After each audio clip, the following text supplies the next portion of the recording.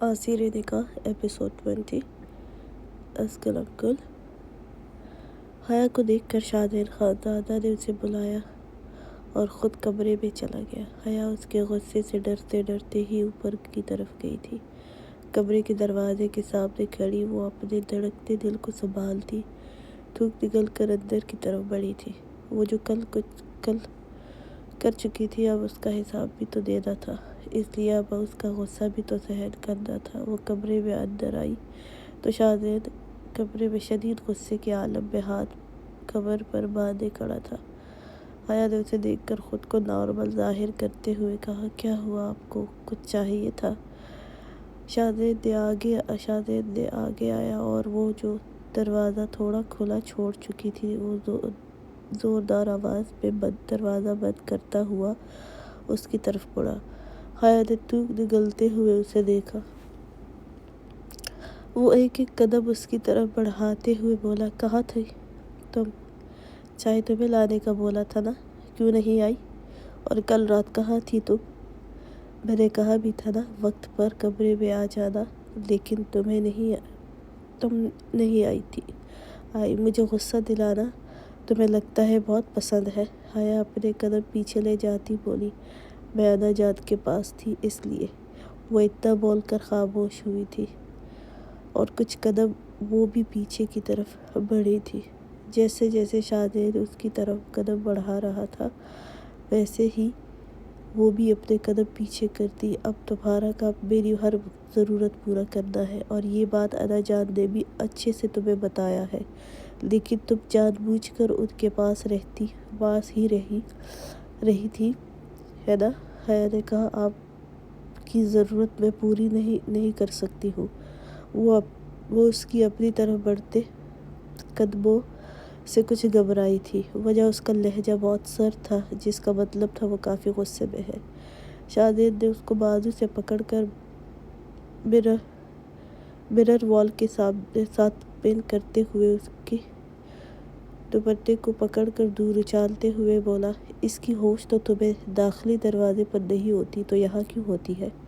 پھر مت پہنا کرو اس کو، اس وجود کو چھپانا بالکل مت، اب ٹھیک ہے نا؟ وہ حیا کے گہرے گلے پر ہاتھ کی پشت پھیرتے ہوئے غرایا تھا۔ حیا نے گھبراتے ہوئے اس کا ہاتھ جھٹکا، کیوں؟ میرا ذرا سا دوپٹہ نیچے ہوا، آپ کو غصہ آ رہا ہے؟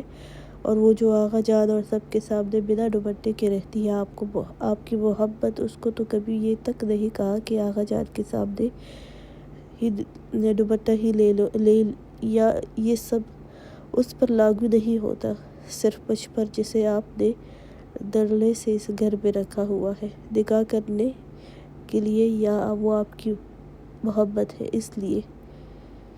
اس کے لیے سب چھوٹ ہے۔ میں ایک فضول انسان ہوں جو شاید سب کو ہی پتھر کا لگتا ہے۔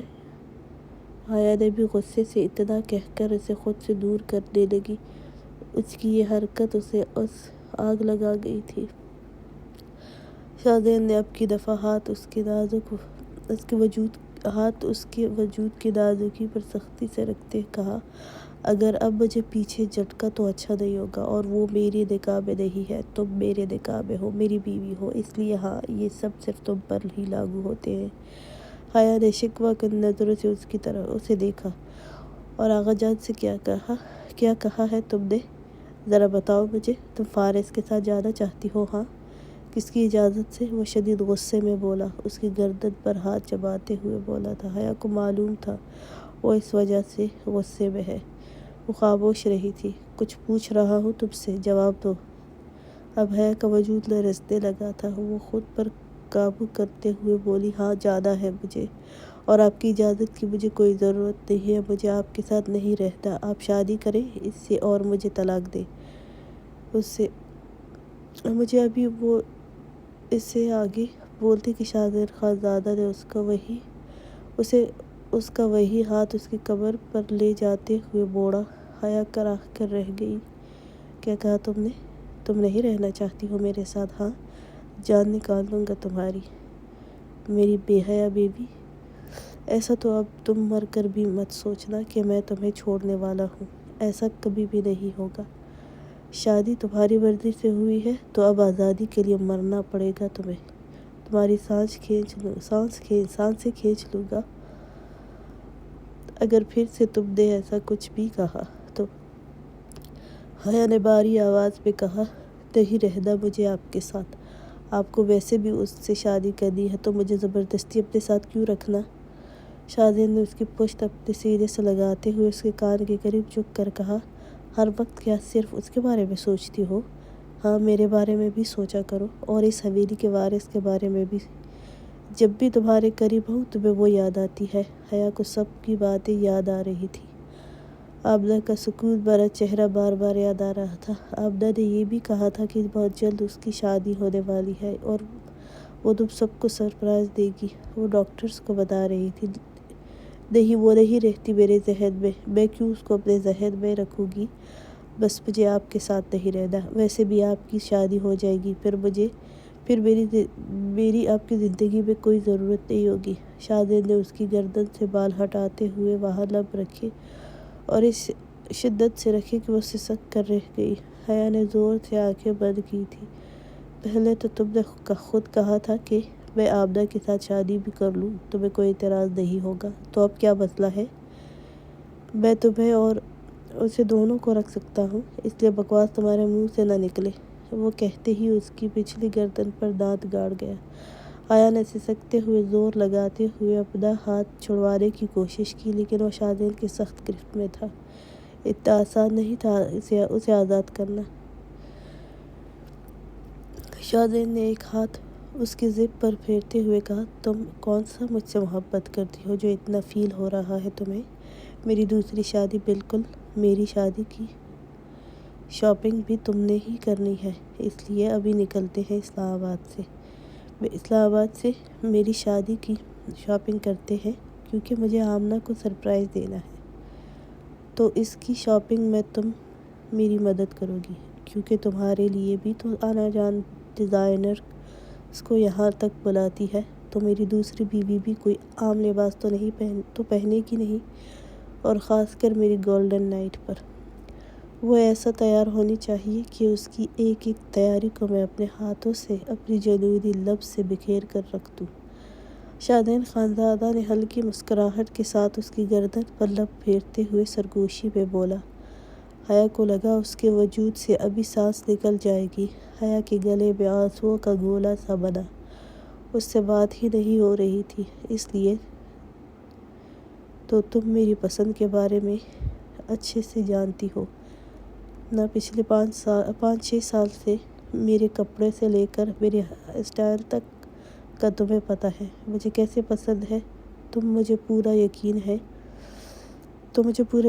ہے کہ تم میری بیوی کے لیے عروسی لباس بھی میری پسند کا لوگی اور مجھے یقین ہے بے پناہ خوبصورت لگے گی۔ وہ بالکل تمہاری طرح فٹنگ والا لباس پہنے گی تاکہ میں اس کے نازک وجود کو اپنی جنونی شدتوں سے بکھیر کر سمیٹوں۔ حیا بے آواز رونے لگی۔ اس کی باتیں، اس کا جنون، آمنہ کے لیے یہ باتیں اس سے سہن نہیں ہو رہا تھا اور کہاں برداشت ہو رہا تھا۔ وہ بھی آخر عورت تھی، کوئی بھی عورت اپنے شوہر کو کسی دوسری عورت کے ساتھ سوچ بھی نہیں سکتی۔ وہ زور لگاتے ہوئے خود کو چھڑوانے کی کوشش کرنے لگی، مجھے کہیں نہیں جانا آپ کے ساتھ۔ اس کی بھاری آواز سے ہی وہ سمجھ گیا تھا کہ وہ رو رہی ہے۔ کیوں نہیں جانا تم نے ہی تو اجازت دی تھی مجھے شادی کی۔ اب یہ تو بہت بری بات ہے نا، تم میرے ساتھ میری دوسری شادی کی شاپنگ نہ کرو۔ مجھے کچھ نہیں سننا، تمہیں ہی میری پسند اچھے سے پتہ ہے۔ حیا نے کہا، چھوڑیں مجھے، اس لیے آپ نے مجھے کمرے میں بلایا تھا۔ چھوڑیں مجھے، آپ کی آمنہ اگر آپ سے محبت کرتی ہے تو وہ بھی اچھے سے جانتی ہوگی آپ کی پسند کے بارے میں۔ تو کیا تم بھی محبت کرتی ہو مجھ سے؟ اس لیے تمہیں بھی معلوم ہے، وہ سرد لہجے میں بولا تھا۔ اور دوسرا شاہزین خانزادہ کو اس پر بہت غصہ تھا جب آغا جان نے فارس سے کہا تھا کہ اس دفعہ حیا کو بھی اپنے ساتھ لے کر جانا، وہ جانا چاہتی ہے۔ اب اس کی شادی ہو گئی ہے تو مجھے کوئی اعتراض نہیں ہے اس کے ساتھ جانے پر۔ یہ بات شاہزین کو غصہ دلانے لگی تھی کہ اس نے اگر جانا ہے تو پہلے مجھے بتائے، لیکن یہاں کچھ اور ہی بات تھی اور شاہزین نے سوچ لیا تھا کہ وہ اس سے اظہار کروا کر رہے گا۔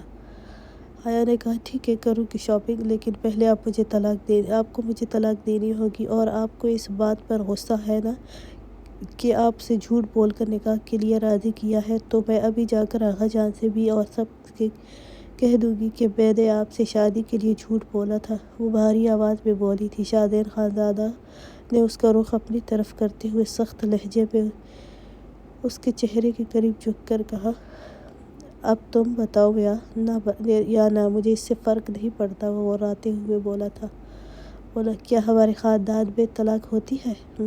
نہیں ہوتی نا، اور اگر ہوتی بھی تو میں اپنے پسٹل کی ساری گولیاں تمہارے یہاں تو اتار سکتا ہوں، لیکن چھوڑ نہیں سکتا۔ اور ایک بات بتاؤں، اس بات پر کون یقین کرے گا کہ میں تمہارے ساتھ نکاح سے پہلے نہیں سویا تھا؟ وہ دانت چبا کر بول رہا تھا۔ حیا نے اس کی طرف دیکھتے ہوئے کہا، اب تو آپ کو خوش ہونا چاہیے، میں سب کو سچ بتانے والی ہوں۔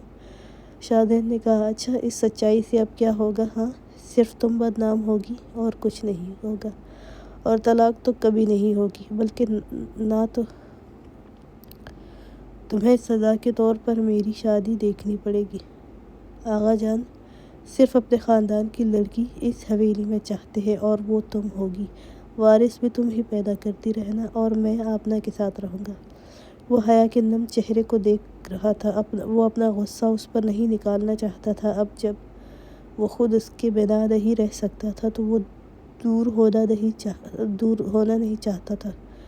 اس کی بات پر حیا نے بھی شدید غصے سے اس کی شرٹ مٹھیوں میں جکڑے تیز لہجے میں کہا، کبھی نہیں ہونے دوں گی ایسا۔ میں آپ کے لیے یہاں بیٹھ کر آپ کی قربت حاصل کرنے کے لیے مرتی رہوں گی،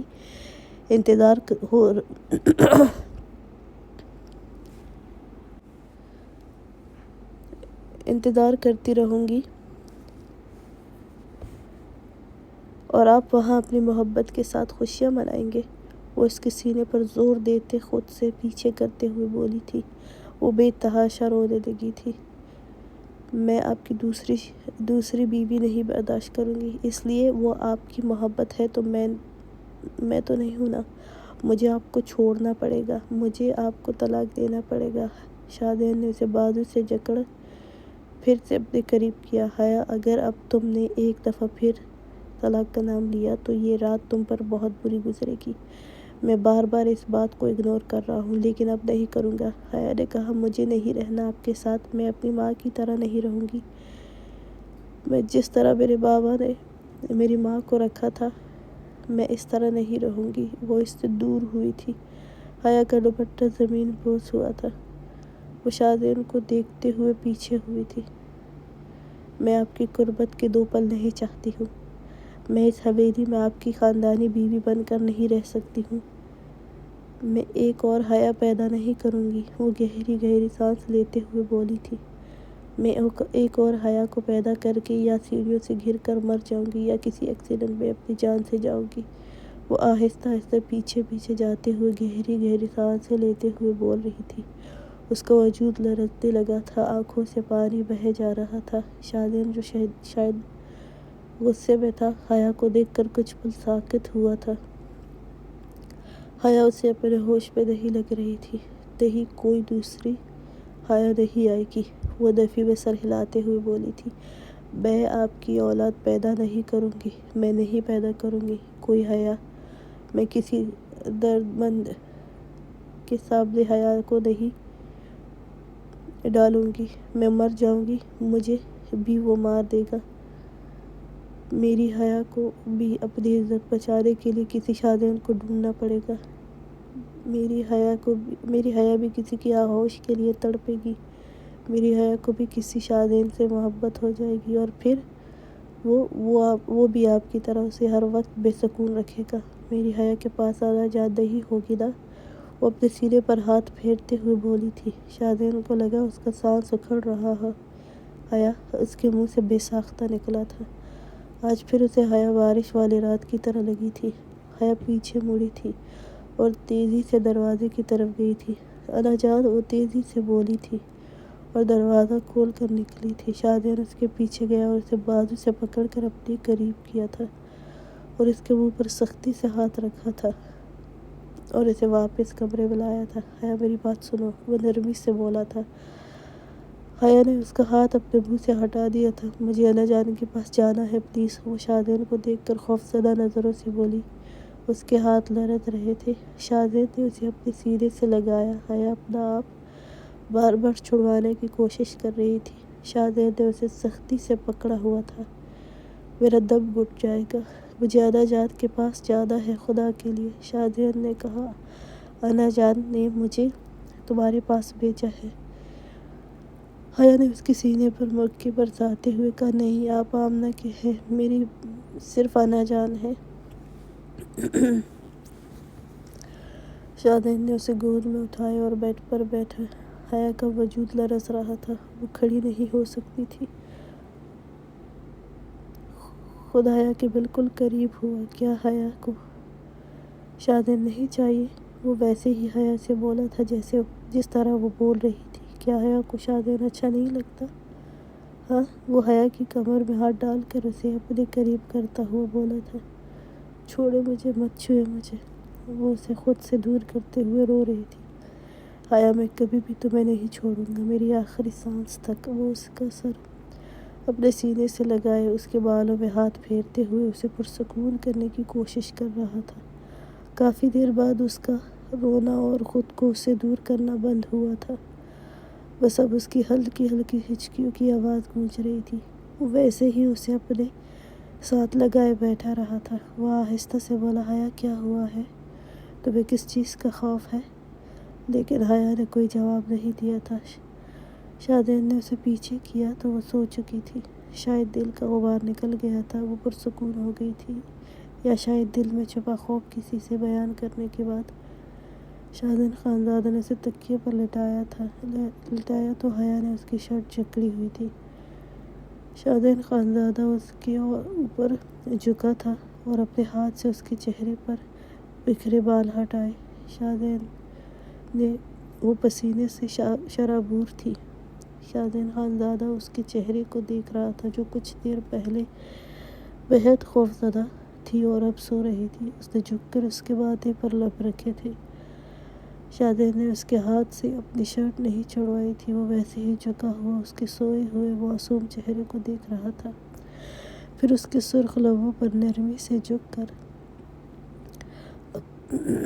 اپنے گیلے لبوں سے چھوا تھا، پھر گہری سانس لیتا ہوا اس کے ہاتھوں سے اپنی شرٹ چھڑواتے ہوئے پیچھے ہوا اور باہر کی طرف بڑھا تھا۔ تم نے جان بوجھ کر ایسا کیا ہے نا؟ آسیہ نے زوردار تھپڑ نوشین کو مارتے ہوئے کہا تھا، لیکن وہ خاموش ہی تھی۔ تمہیں کیا سمجھایا تھا میں نے؟ بے وقوف لڑکی اس کو اپنی طرف مائل کیوں نہیں کرتی ہو؟ اب اس کی دوسری بیوی بنو، جانتی ہو نا اب تمہارا باپ کتنا غصہ کرے گا۔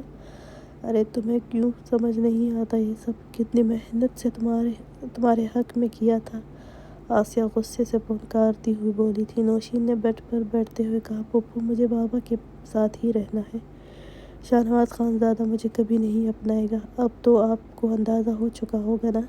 آسیہ کمرے میں چکر کاٹتی ہوئی غصے سے اس ڈھیٹ لڑکی کو دیکھ کر بولی، جب یہ لڑکی نہیں ہوگی پھر تو اپنائے گا نا؟ نوشین نے حیرت سے آسیہ خانم کو دیکھا۔ مطلب؟ آسیہ نے کہا، وہ بعد میں سمجھ جاؤ گی، اور اب اگر تم نے میری بات نہ سنی تو یاد رکھنا اچھا نہیں ہوگا۔ وہ اسے گھور کر دیکھتی ہوئی باہر گئی تھی۔ کشمالہ اپنے کمرے میں آئی تو شام ہو رہی تھی۔